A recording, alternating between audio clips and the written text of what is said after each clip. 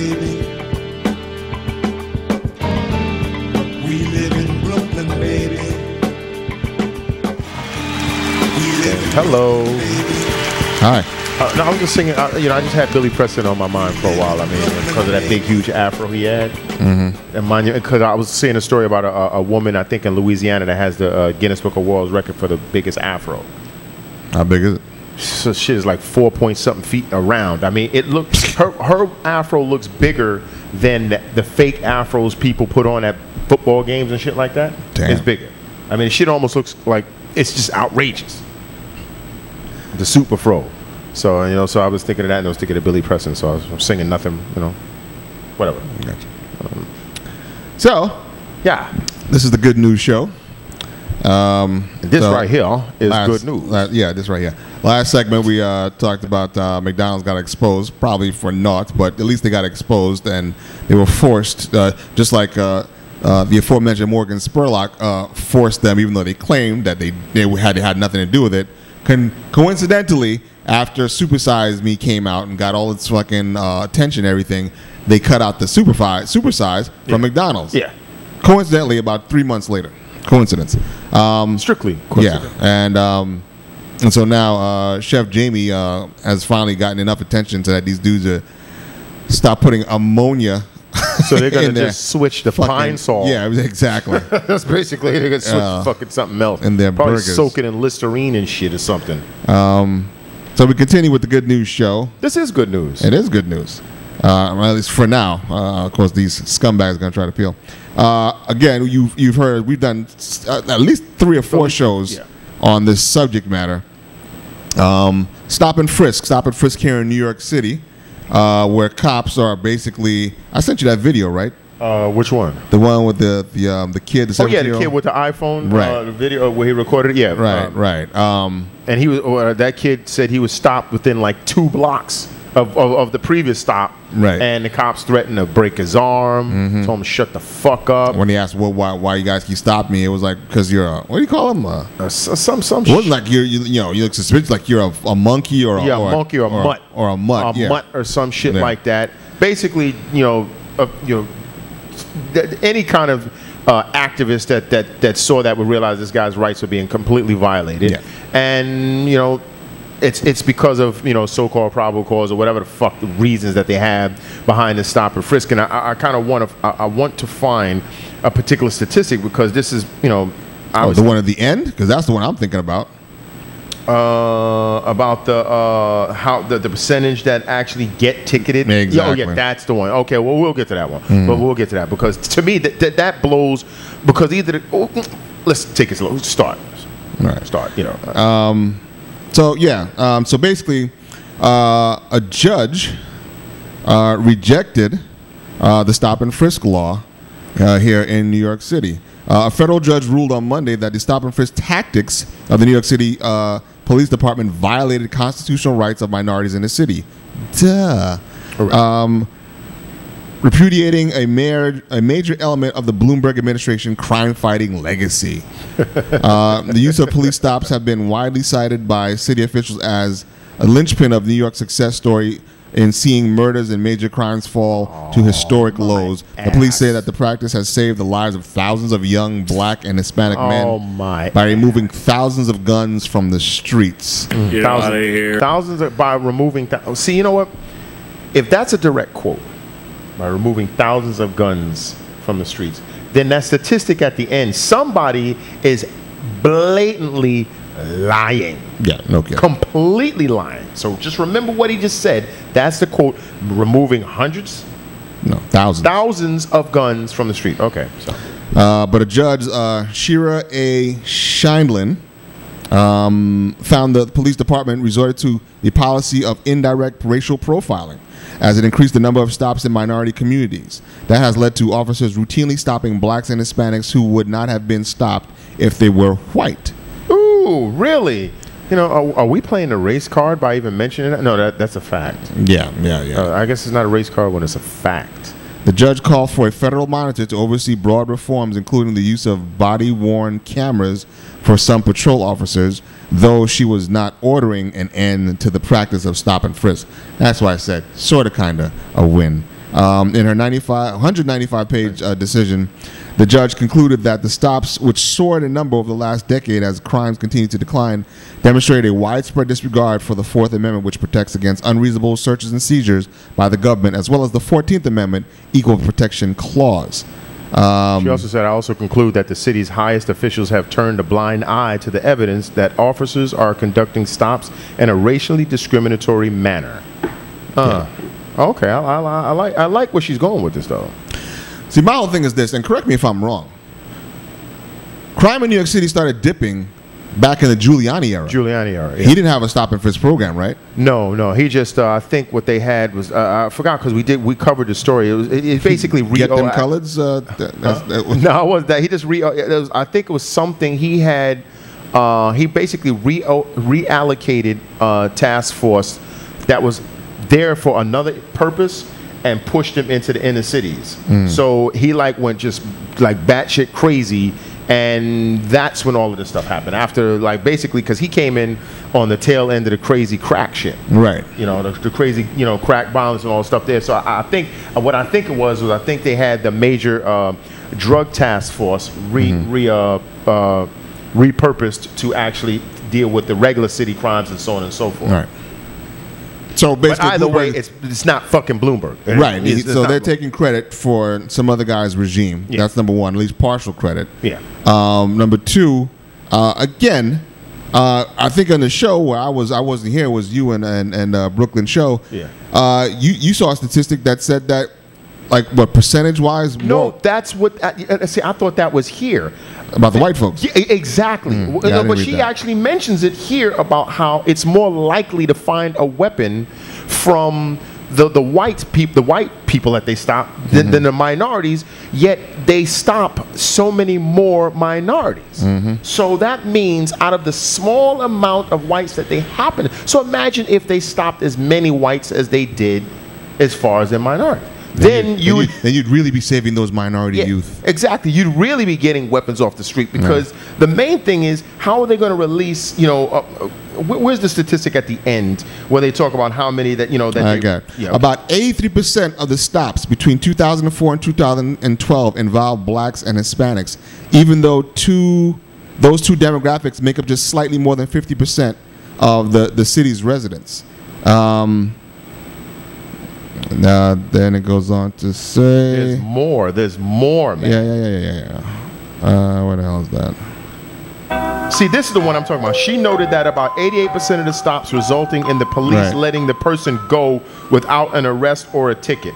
A percentage so high, she said, that it suggests that there was not a credible suspicion to suspect the person of criminality in the first place. So that's why I'm saying this whole shit is unconstitutional. Yeah. Because if 88% of the stops, the person walks away, yet the reason you're stopping them is because you think they're up to no good, either these officers' powers of perception as far as in what is right and what is wrong is not up to scratch, and they have to be, I guess, retrained, or they are just stopping these people because they are minorities and they want to roust them and harass them and hope that they get lucky. Because that, to me, or you just assume all minorities are criminals. Exactly. Just make the broad assumption that if you're young, you're a certain age, you have your clothes a certain way, you have visible tattoos, you have a baseball cap or whatever, fitted, or whatever they call it these days, just get them. Because that's the thing. I'm going to read that again because that to me is amazing. She noted that about 88% of the stops result in the police letting the person go without an arrest or ticket. A percentage so high, she said, that it suggests that there was not a credible suspicion to suspect the person of criminality in the first place. That's basically 4.5 people out of 5. Do you get that? Almost every fucking person that they stopped had done nothing. I mean, that's amazing. And to hear that, and to put this into perspective, to hear that kids, running with these guys and how they were basically berating this guy, physically pushing him around. They took his bag, they searched in his bag, they put his arm behind his back. Oh, the young kid put his arm behind his back, threatened him with further bodily harm, said they was going to break his fucking arm. and beat his ass using this kind of language, you know. And by the way, all the kid was just asking is like, yo, why are you guys doing this? Yes. He's explaining himself. And their response was, yo, who do you think you're talking to? Yeah, who do you think you're talking to? And mind you, at no point in time did he say, hey, fuck you pigs or fuck you honkies, and no shit like that. He didn't do anything. No. He just asked a question as a civilian, as a person who is a citizen of the city. You have a right to ask, why are you doing this to me? Like I said, you have a right of knowing your accuser and everything. Why are you stopping me? That is a right. This is not like a luxury. It is our right to act. What are you detaining me for? Why are you stopping me? And if you watch the video, and this hasn't been, proven, quote unquote, but, they have two officers in the shadows who don't want to be, identified, who are like, yeah, you will get fucking demoted or you won't get promoted. You'll be bogged down with work. You'll be getting reprimands if you don't get your numbers up, the numbers of stop and frisks that you do on a daily basis or weekly basis or however they count it in this city. Well, I told you the fuckers fucked with me when I was coming out of the damn health food store asking me what I got in my bag. Do I have any, open bottles of fucking beer and all sorts of stupid random questions that made no fucking sense. Do you have some ID? That's when I flipped them on one side. Yes, I do. And I left it at that. Because the guy kept saying, do you have ID? Yes, I do. I didn't show him shit. Because he didn't ask me to show it to him. So I was like, I'm there, fuck you guys, man. And it was just it was so transparent. They should have just said, look, nigga, today it's your time now. We got 3 more on the block over there, so now it's your time. Because they tried to say it was because I was riding the bike on the sidewalk, even though we almost got run over by the fucking Chinese dude on his electric shit coming from the Chinese restaurant right there up the block. And then right across the street, it looked like the fucking cast of the Partridge Family was riding fucking bikes on the sidewalk, making a turn on Lincoln on their fucking bikes. So I'm like, well, something doesn't look right because the blackest motherfucker here is the only one that's getting stopped when, like I said, the Partridge Family is across the street and the fucking dude from the Chinese restaurant just damn near ran us over. Yet they stopped me. So, yeah, this whatever. I just hope these things have traction and can keep some semblance of visibility because Bloomberg is a fucking freak. Yeah, actually, I used to be cool with him. I actually, his first term, or most of the beginning of his first, I was like, Blue's all right. I didn't have any issues with him. He's a megalomaniac. Yeah, he's lost his fucking mind now. He's completely just off the, because he seemed like a regular guy. I remember, right. I mean, I didn't have, especially coming off of Giuliani. I was like, yeah, he's definitely better than Giuliani, but perhaps he's not. Perhaps he's not. Another fucking, anyway. Do we have time to do the last one? Oh, yeah, sure. Okay. Keeping with the good vibes theme, and of course, proving that we're fucking right about the shit that we've been telling you people. This is the third straight story that we're going to say we fucking told you so. Yep. Judge to serve 28 years after making $2 million for sending black children to jail. Really? You mean who would have thunk it? Oh yeah, these two black motherfuckers right here. Exactly. That private prison system and shit is just making money, just printing money. Judge Mark Ciavarella, 63, serves as an example of why the private prison industry can do more harm than good. Ciavarella worked alongside owners of a private juvenile facility to ensure that the prisons remain occupied. The more prisoners equated to more profits for the owners of the prison. As a result, Ciavarella would sentence offenders with small offenses to months and at times years behind bars. He once sentenced a teen to 3 months in jail for creating a MySpace page that mocked her school's assistant principal. How many times have we seen this? Ciavarella also sentenced another teen to 90 days in jail after a simple schoolyard fight. I'm pretty sure he could probably sentence some people to jail for playing patty cake because he probably thought they were assaulting one another. Probably. Yeah, exactly. Especially if it was a white kid on a black kid.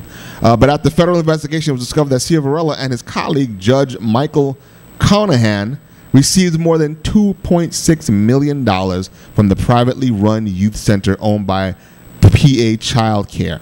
In 2011, Ciavarella was convicted of racketeering and sentenced to 28 years in prison and was also forced to pay $1 million in restitution. Once Ciavarella was convicted, the Pennsylvania Supreme Court tossed out $4,000 convictions issued by the judge. They should dress this motherfucker up like the Grand Wizard and then send him to the blackest hardcore pen that they can find. Now, only after they prevented those dudes from raping each other. Oh yeah. For about a good 3 months. Literally, don't let them lift near weight. Just have these motherfuckers stewing and frothing at the mouth, and then bring him in there dressed like the Grand Wizard for real, and let them just have their way with this dude. Because this guy, I mean, this is what's wrong, and like they show us this kind of stuff over and over and over again, but it's always like glossed over. And the fact that this is for minorities, who gives a fuck about them? I mean, they just fucking banana eating, fucking mango munching, whatever the fucks they are. But I've seen this whole problem about private prisons for years, going back from Brubaker, the Robert Redford film. I love using these film things. The Shawshank Redemption, how this dude was basically profiting, or cutting deals with people, keeping people in jail, all sorts of crazy shit. And I remember the scene in that film. The guy was like, "What are you in for?" "I don't know." "How long you been here?" "I don't know." The old black dude didn't even know what the fuck he was even in there for anymore. And now when you see something like this come to the light, I'm glad he got 28 years, and hopefully he won't make it 28 days. Yeah.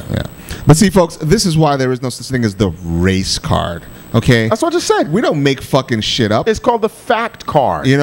This shit happened. It has been happening. You think he's the only one? He already had a fucking partner. That's one. That's one prison. One. You think all the rest of the prisons are clean? And think of how this has, I can't even say a two-pronged attack. It's so effective on so many levels. And I know over years we've had discussions like this, and these guys are insidious geniuses. Yeah. Because not only do you make money and profit off of this, you give these kids records before they even have a chance to fucking work, to do anything. Which means they won't get any decent job, which means they'll be forced to go back to a life of crime, or to a life of crime if they ever committed a fucking crime in the first place. Or they'll go to selling extruded fucking nuggets, making minimum wage that they can't live off of, as we've already shown on another show, which will then drive them to throwing the hot grease in somebody's face and robbing them, thus landing them back in fucking prison. So they've basically broken these people and destroyed their lives and limited their lives before their lives were even started. But everyone could be president. Everyone has a chance. You just have to work hard. Yeah. There's no one against you. Stop being lazy. Stop complaining. I hate hearing shit like that, and I'm literally feeling like, because I keep thinking about all of these stories that are hitting us week after week after fucking week.